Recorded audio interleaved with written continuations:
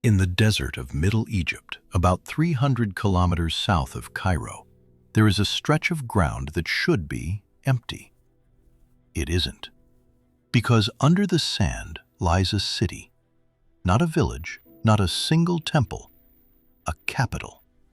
Streets, palaces, government offices, sculptors' workshops, mansions with gardens, and homes for thousands of workers. An entire city planned and built from nothing, on land where nothing had stood before. And then, almost as suddenly as it appeared, it was abandoned, emptied, left to the sand. The whole story, from first stone to ghost town, fits inside a single human lifetime, roughly one generation. There is almost nothing else like it in the ancient world. Cities usually grow slowly over centuries, layer on layer. This one was switched on and then switched off. The man who built it was a pharaoh, one of the most powerful rulers Egypt ever produced. And yet, if you look at the official Egyptian king lists carved a few decades later, you will not find his name. Where he should be, there is a gap, a deliberate silence. The kings who came after him called him the enemy, the criminal.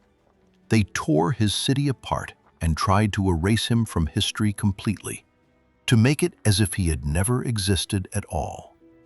They had the power to do it. They had the time.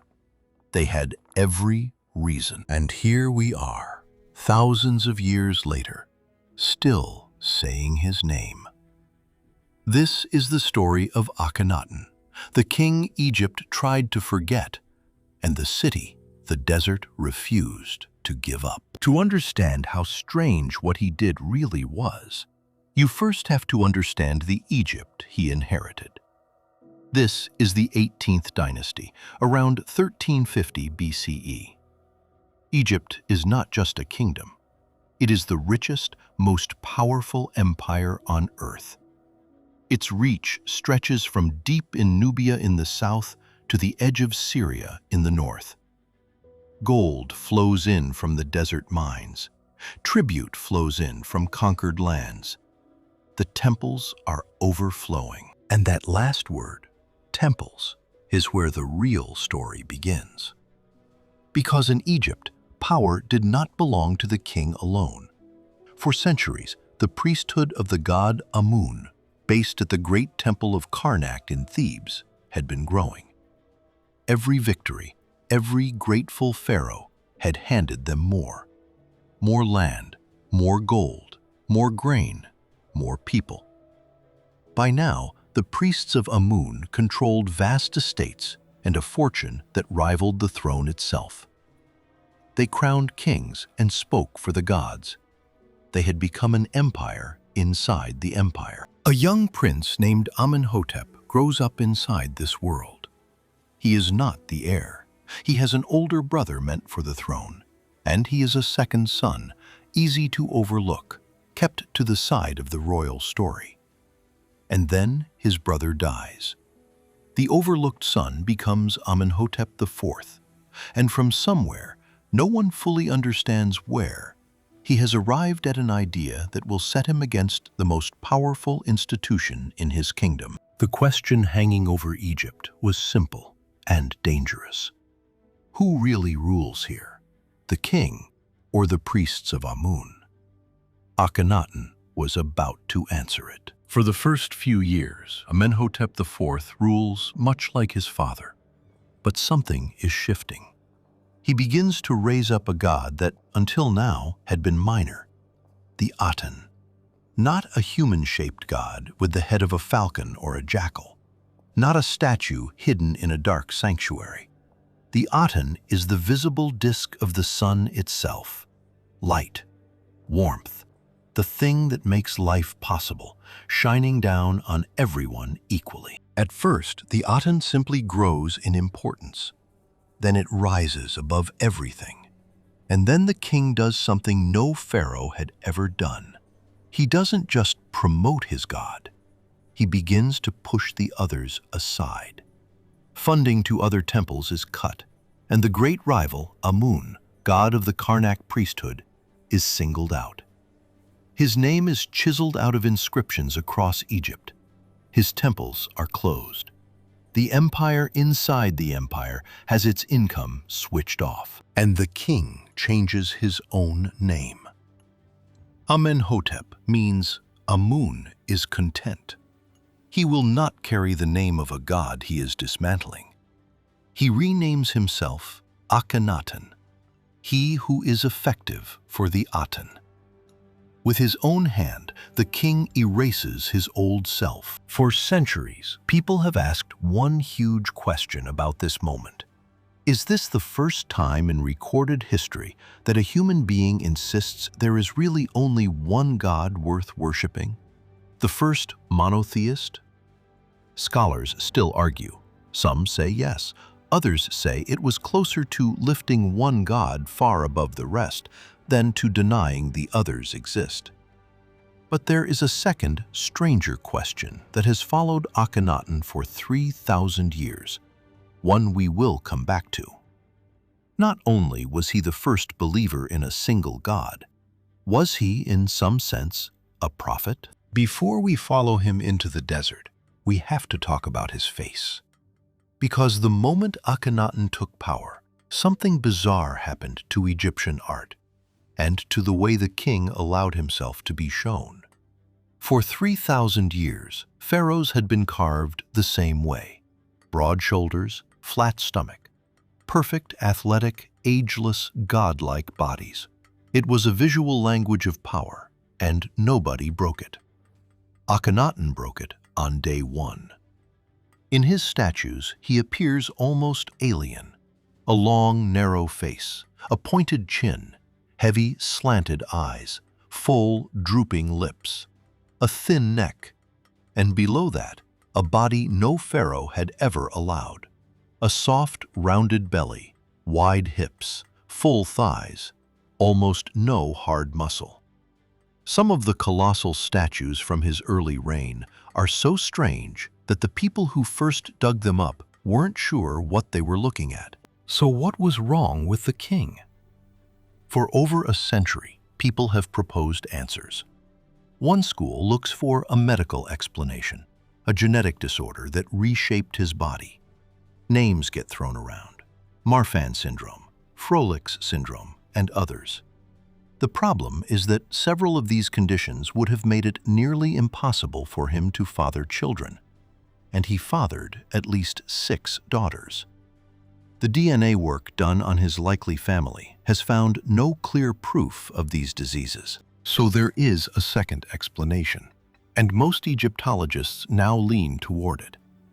The strange body was not a sickness. It was a message.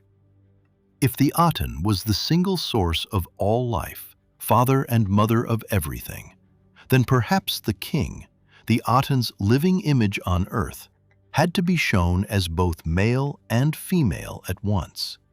Not deformed, deliberately, meaningfully strange. And then there are the wilder rumors that the elongated skulls in Amarna art prove Akhenaten wasn't human at all, that he came from somewhere else. It makes for a great story, but there is no evidence for it, and those skulls almost certainly belong to the same artistic style as everything around them. There were even old whispers about his bloodline, about his mother, Queen T, and, centuries later, claims tying him to Moses and the birth of monotheism itself. We will keep the strongest of those threads and let the weakest go. Whatever the truth was, Akhenaten clearly wanted to be seen as something the world had never seen before, and he was about to build a city to match. Thebes was Amun's city. Its temples, its priests, its memory, all of it belonged to the god Akhenaten was trying to erase. You cannot build a new world on top of the old one. So Akhenaten did something breathtaking. He left. Around the 5th year of his reign, he chose a site in Middle Egypt, empty desert on the east bank of the Nile, ground that had never belonged to any god. No temples to demolish, no priesthood to fight, a blank page. He named it Akhenaten, the horizon of the Aten, the place where the sun disk rises. Today, we call it Amarna, and he marked it. Around the new city, he had enormous markers carved straight into the cliffs. Great stone tablets, the boundary stele, showing the royal family worshipping the Aten and covered in text. On them, the king swore a sacred oath. People often tell this part as Akhenaten swore he would never leave the city. That is not quite what the stones say. What he swore was that the city's borders would stay exactly where he had set them, that he would never push them beyond these markers and never let them fall into ruin. This ground between these stones would belong to the Aten forever. He was binding himself, his family, and his God to this single spot on earth. He meant it to last for eternity. It would not outlive him by more than a few years. And every promise carved into those cliffs, history was about to break. Now came the impossible part: building a capital city fast. Normally, a great Egyptian temple took decades, sometimes far longer. Vast stone blocks dragged and levered into place across the reigns of several kings. Akhenaten did not have decades. He had urgency, so his builders changed the method itself. Instead of colossal blocks, they used small, standardized stones, each about the size that a single man could lift and carry on his own. Archaeologists call them talatat. With thousands of workers, each carrying block after block, walls went up at a speed Egypt had never seen. A whole city, temples, palaces, suburbs, rose out of bare desert in a handful of years. And the temples themselves were unlike anything before. Egyptian temples were dark, a journey from sunlight into deeper and deeper shadow, ending in a hidden sanctuary where only the priests could go, where a statue of the god sat in blackness. Akhenaten's temples had no roofs. They were open courtyards flooded with sunlight, with hundreds of offering tables standing under the open sky. There was no statue of the Aten, because the Aten was right there above you, blazing, impossible to miss. You did not walk into the dark to find God. You stood in the light, the city filled with life. Wide ceremonial roads for the king's chariot, palaces with floors painted in reeds and birds and water, workshops where sculptors carved new faces in the new style, and out at the edge, a whole village for the laborers and craftsmen who actually made it all. For a few short years, in the middle of the desert, the strangest experiment in the ancient world was actually working. And at the center of it stood not one figure, but two. Something else broke with tradition in Akhenaten's city. The way the royal family was shown. For 3,000 years, pharaohs were depicted as remote and superhuman, frozen in stiff, formal poses. Akhenaten threw that out too. On the walls of Amarna, we suddenly see the king as a husband and a father. We see him lifting his small daughters, kissing them, holding them in his lap. We see him and his queen sitting together, relaxed, their children climbing over them. Above them, the Aten reaches down, its rays ending in tiny human hands, offering the sign of life to the family's faces. No Egyptian art had ever felt this intimate. It still feels intimate, 3,000 years later. And beside the king, in scene after scene, stands his queen, Nefertiti. Her name means the beautiful one has come. And in this city, she is everywhere. Not as a quiet figure in the background, but as a power in her own right. She is shown the same size as the king, worshiping the Aten beside him. and in some scenes, even in the pose of a pharaoh striking down enemies. Some scholars believe she ruled as Akhenaten's near equal, and may have ruled in her own name after him. And then there is the hymn, the Great Hymn to the Aten, a long and beautiful poem credited to Akhenaten himself, praising the sun disk as the maker of all life, who forms the child in the womb and the chick in the egg, who lights every land and loves every creature. Read it beside one of the Psalms of the Hebrew Bible, Psalm 104, and the echoes are startling. Some lines run almost in parallel. Scholars have argued about that connection for more than a century, and it is one of the reasons that old question keeps coming back, the one we planted earlier. Was this just a king inventing a religion? Or was he something his own people would one day be too frightened to name? From inside the city, under the open sky, everything looked perfect. From outside, Egypt was bleeding. Start with money. For centuries, the temples had been the engine of the Egyptian economy. They stored grain, employed thousands, and ran much of daily life. When Akhenaten shut down the temples of Amun and the other gods and poured everything into the Aten, he didn't only offend the priests, he pulled the financial floor out from under ordinary Egyptians. Priests, craftsmen, and temple workers across the country lost their livelihood almost overnight. Now look beyond the borders. We actually have Akhenaten's foreign mail. In the ruins of Amarna, archaeologists found a royal archive. Hundreds of clay tablets written in cuneiform, the diplomatic letters between Egypt and the other powers and vassal kings of the age. We call them the Amarna letters, and in places they are desperate.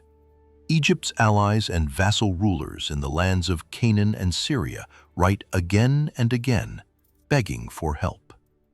Enemies are taking their cities. Send troops, send gold, send anything. One ruler writes that the king's lands are slipping away and pleads simply for an answer.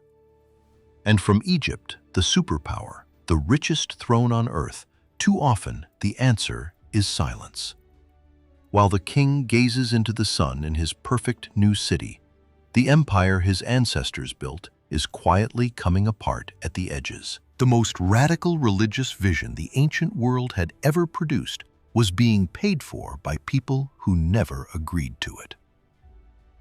Akhenaten kept his eyes fixed on the light, and under his feet the country was falling apart. Around the 17th year of his reign, Akhenaten disappears from the record. He dies, and we are not even certain how.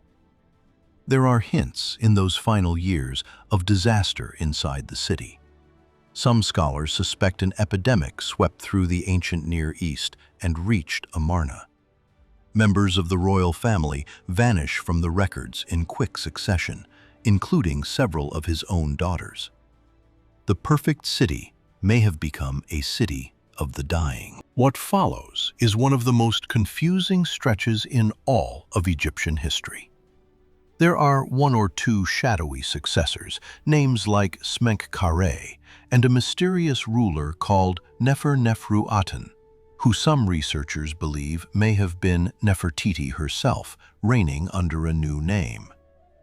And then the throne passes to a child, a little boy named Tutankhamun, the living image of the Aten. That boy would become the most famous pharaoh in the world, but not for anything he believed. Under his advisors, the experiment is quietly reversed. The old gods are restored, Amun comes back, and the boy king changes his name to scrub the Aten out of it. Tutankhaten becomes Tutankhamun.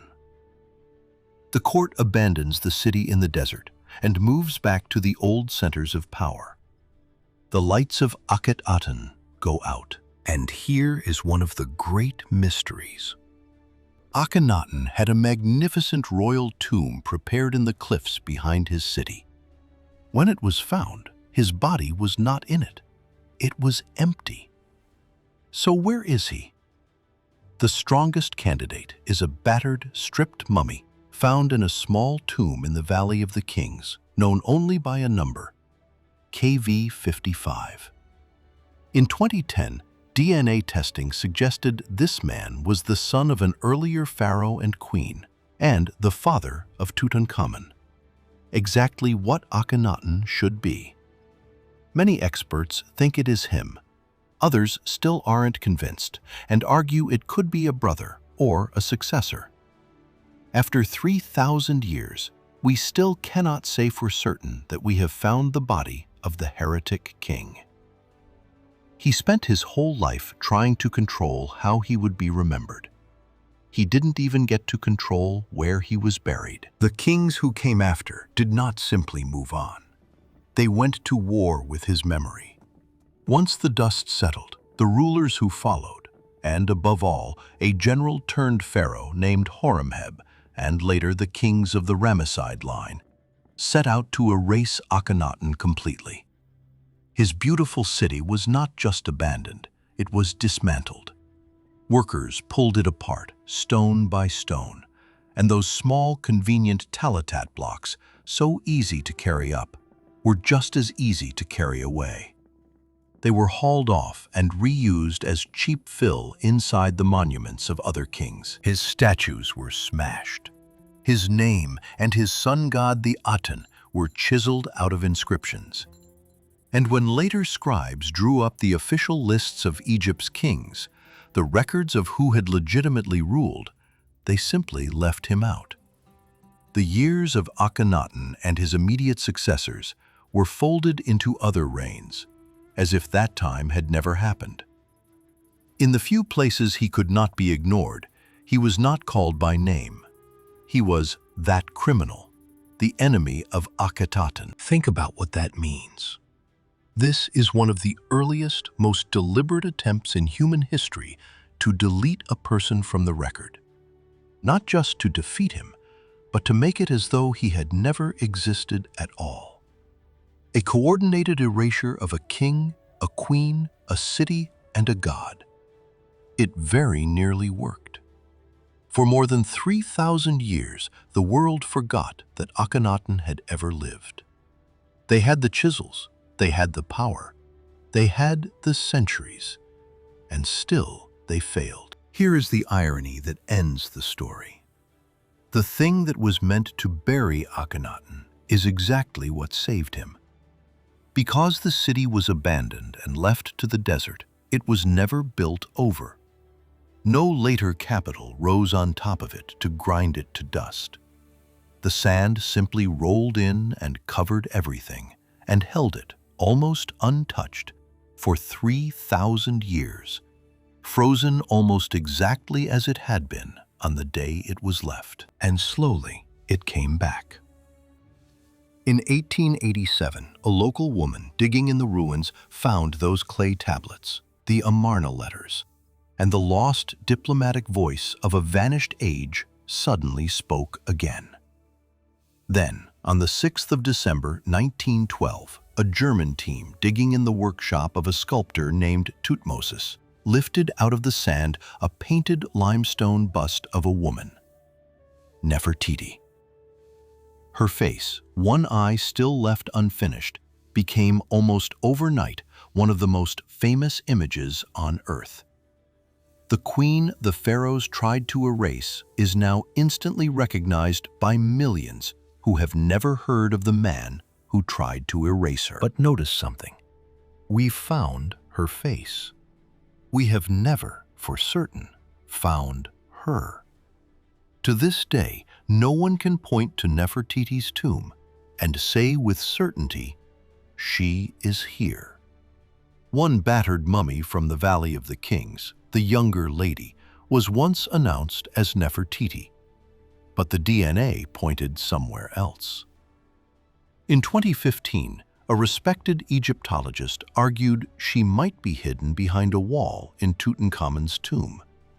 The radar scans that followed came back contradictory, then empty.